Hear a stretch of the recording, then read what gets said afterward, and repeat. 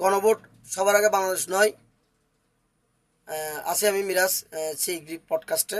আজকে একটি খুব গুরুত্বপূর্ণ টপিক্স নিয়ে আলোচনা করব। সেটি বাংলাদেশে একটি খুব গুরুত্বপূর্ণ একটি বিষয়। সেটি হচ্ছে গণভোট। গণভোট কি, আসলে গণভোট কেন আয়োজন করা হয়, সেটির একটি বেসিক আমি একটি আপনাদেরকে একটি শেয়ার করব। আর কেন আজকে 2025 সালের আজকে এই গণভোট নিয়ে কেন আজকে বাংলাদেশ প্রতিটি রাজনৈতিক দলের একটি প্রধান যে একটি স্লোগান, গণভোট গণভোট গণভোট, নির্বাচনের আগে গণভোট, নির্বাচনের আগে গণভোট। কিন্তু আসলে গণভোট কেন করা হয়? কোনো একটি দেশের যে প্রশাসনিক অথবা যে রাজনৈতিক অথবা কোনো সামরিক কোনো একটি বিষয়, যেটি সাংবিধানিক কোনো ভিত্তি রচনা করার জন্য মূলত গণভোট আয়োজন করা হয়। বাংলাদেশের যে গণভোট নিয়ে সে আলোচনা হচ্ছে সেটি হচ্ছে মূলত জুলাই সনদ।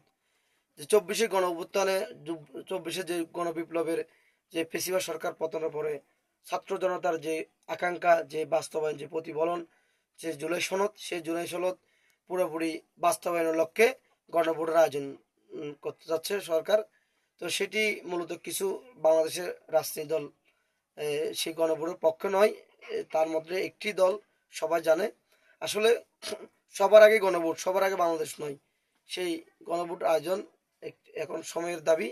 আমি মনে করি যে বাংলাদেশের প্রথম গণভোটের যে আয়োজন করে, যে একজন সেনাপ্রধান থেকে উনি রাষ্ট্রপতি হয়েছে, রাষ্ট্রপতি উনি নিয়েছেন, সে রাষ্ট্রপতির বৈধতার জন্য তিনি গণভোটের আয়োজন করেন। দেখা গেল কি, সেই গণভোটে মূলত শহীদ প্রেসিডেন্ট জিয়াউর রহমান সেই রাষ্ট্রপতির আসনে আসীন হয়। সেই ভোটে উনি প্রচুর সংখ্যক ভোট পায় এবং জানা যায় সেই ভোটের যে পার্সেন্টেজ, সেটি বাংলাদেশের যে যারা যে আমলাতন্ত্র আছে, যে সেনাপ্রধান, তারাই ব্লাড বাক্স পূর্ণ করে দেয়। তারপরে সেই গণভোটের আয়োজন করা হয়। এই যে হোসেন মোহাম্মদ এরশাদ, তিনিও সেনাপ্রধান থেকে রাষ্ট্রপতির আসনে আসীন হওয়ার জন্য, তার বৈধতা দেওয়ার জন্য তিনি গণভোটের আয়োজন করেন। সেখানেও তিনি সংখ্যাগরিষ্ঠ পায়। সেই গণভোটে উনি রাষ্ট্রপতি শাসিত সরকার গঠন করে। তার কারণে এই দেশের একটি যে চালিকা শক্তি, সেই মোড় ঘুরে যায়। তারপরে সাংবিধানিক যে গণভোট, যে রাষ্ট্রপতি শাসিত সরকার চলবে না সংবিধান শাসিত প্রধানমন্ত্রী শাসিত সরকার চলবে, একটি গণভোট আয়োজন করা হয়। তার মধ্যে পরবর্তীতে সেই গণভোটে মূলত যে সাংবিধানিক যে প্রধানমন্ত্রী শাসিত সরকারের মোড় ঘুরে আসে গণভোটের মাধ্যমে, রাষ্ট্রপতি শাসিত সরকার এটি বাতিল হয়ে যায়। তো আসলে এই এই কয়েকটি বেসিক চিন্তা থেকে মূলত গণভোটের যে একটা বেসিক ধারণা সবার জানা রয়েছে। যারা যে 70 দশকে, 80 দশকের, 90 দশকের মানুষ, আমরা 2000 সাল থেকে পরে যে আমরা তরুণ প্রজন্ম, আমরা গণভোটের অতীত ইতিহাস সংক্রান্ত সবাই অবগত হওয়া দরকার। তেমনি যে এখন যে গণভোট, জুলাই সনদ, জুলাই সনদের যে আইনি ভিত্তি, জুলাই সনদ কিভাবে সেটি পালন করা হবে, কিভাবে এটা প্রয়োগ করা হবে, সেটির যে বেসিক যে বিষয়টি, সেটি জুলাই সনদে না থাকার কারণে যে ছাত্রদের পক্ষ থেকে যে জাতীয় নাগরিক পার্টি এনসিপি তারা স্বাক্ষর করেনি। এবং যে জুলাই সনদের যে হা এবং না ভোট, সেটির পক্ষে বাংলাদেশের একটি ছাড়া অধিকাংশ 99% দল গণভোটের পক্ষে। গণভোট দিতে হবে, সবার আগে গণভোট, তারপরে বাংলাদেশ। গণভোট খুবই অত্যন্ত জনপ্রিয়। গণভোট যদি না করা হয়, বোঝা যাবে যে ফেসিবাদ আবার ফিরে আসবে এবং যে উপনিক শাসক, যে ভারতীয় যে আধিপত্য, সেটি আবার বিরাজমান হবে। এই দেশ আবার সেই আগের সংস্কৃতিতে ফিরে যাবে। এদেশের সুশাসন, আইনের শাসন এবং ন্যায় বিচার প্রতিষ্ঠার লক্ষ্যে এই গণভোট খুবই অত্যন্ত জরুরি। এই গণভোট যদি আয়োজন করা না হয়, গণভোটের পক্ষ যদি ভোট না আসে, মনে করতে হবে আমরা আবার সেই এই বাংলাদেশের যে ফেসিবাদ যে যুক্ত ছিল, এই যে আইনের শাসন ছিল না, যে একতান্ত্রিক বল প্রয়োগ ছিল, সেই অতীতে আমরা ফিরে যাব। গণভোটের পক্ষে যদি রায় নাও পড়ে, বুঝতে পক্ষে ভোট পড়লেও গণভোট যে জুলাই সনদ যে আশা আকাঙ্ক্ষা, সেটি প্রতিফলিত হবে। না হলেও দিন শেষে গণভোটের বিজয় হবে, আমি সেটি মনে করি। সংসদে গিয়ে তারপরে এটা প্রয়োগ করা হবে, সেটা আমি মনে করি। কিন্তু সংসদে গিয়ে কি আপনি কি ফেসিবাদকে তাড়াতে পারছেন? পারেন নাই।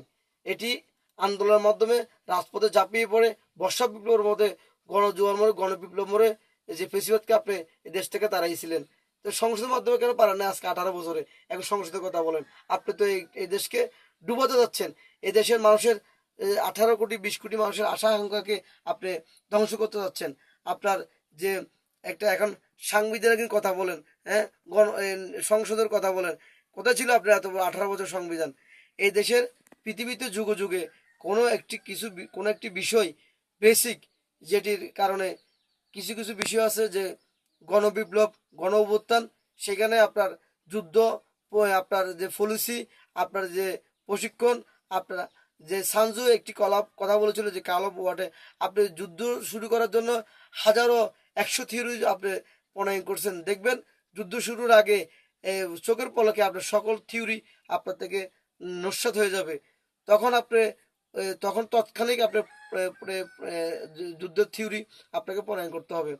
তেমনি একজন শিল্পী, উনি শিল্পীর বিভিন্ন রাউন্ডের প্রতিযোগিতার সময় দেখবেন ওনার অনেক রিহার্সাল থাকে, অনেক প্রশিক্ষণ থাকে।